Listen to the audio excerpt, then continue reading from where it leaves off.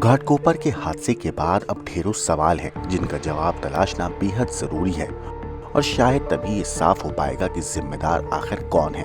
सबसे पहले हम हादसे पर उठ रहे सवालों को देखते हैं। मुंबई में बीएमसी की तरफ से सिर्फ 40 गुना 40 फीट की होर्डिंग की इजाजत दी जाती है, तो 120 गुना 120 फीट की होर्डिंग की इजाजत किसने दी? विशालकाय होर्डिंग के करीब पेट्रोल पंप कैसे शुरू हुआ, या यूं कहें कि पेट्रोल पंप के करीब विशालकाय होर्डिंग कैसे लगाया गया? जो होर्डिंग गिरा है वहां 3 और बड़े बड़े होर्डिंग मौजूद हैं, यानी 4 होर्डिंग के बीच में पेट्रोल पंप की इजाजत क्यों दी गई? पहला सवाल ये है कि 120 गुना 120 फीट वाले विशालकाय होर्डिंग की इजाजत किसने दी? दरअसल ये होर्डिंग रेलवे पुलिस की जमीन पर लगाई गई है। राजकीय रेलवे पुलिस ने दिसंबर 2021 में होर्डिंग की इजाजत दी थी।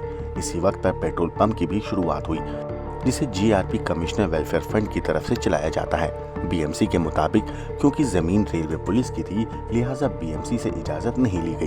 लेकिन बीएमसी की तरफ से पिछले 2 सालों से राजकीय रेलवे पुलिस को शिकायत की जा रही थी कि होर्डिंग से आसपास के पौधों को नुकसान हो रहा है। सर्व होर्डिंगवरती कार्यवाही करण्याचा निर्णय घेतलेला आहे।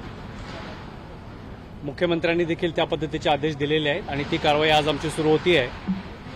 काही काळानंतर आपण पाहाल की हे जे 3 होर्डिंग आहेत ते अर्थात एवढे आवाढव्य आहेत की त्याला तोडायला थोडा वेळ लागेल, पण ती कारवाई मात्र आम्ही सुरू करणार आहे। पण ती या 3 कारवाई होर्डिंग पुरती मर्यादित राहणार नाही।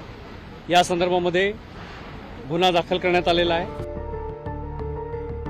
घाटकोपर हादसे के बाद कटघरे में 2 एजेंसियां हैं, जीआरपी यानी राजकीय रेलवे पुलिस। जीआरपी इसलिए क्योंकि होर्डिंग की इजाजत इसी ने दी, बीएमसी इसलिए क्योंकि विशालकाय होर्डिंग के वैध या अवैध होने पर कभी सवाल नहीं उठाए गए। इन दोनों से ऊपर सबसे बड़ा सवाल राज्य सरकार पर है। इस पूरे मामले में अभी तक 14 लोगों की जान चली गई है। कई और लोग भी अंदर फंसे होने की आशंका जताई जा रही है, लेकिन हर बार की तरह इस बार भी पल्ला झाड़ने की प्रक्रिया शुरू हो चुकी है।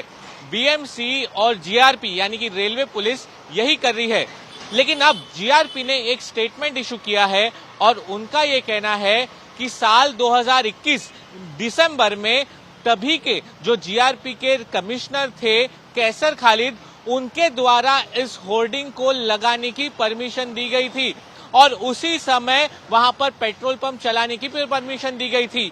तो क्या किस प्रक्रिया के तहत ये सारी परमिशन दी गई थी? क्या प्रॉपर गाइडलाइंस को फॉलो नहीं किया गया?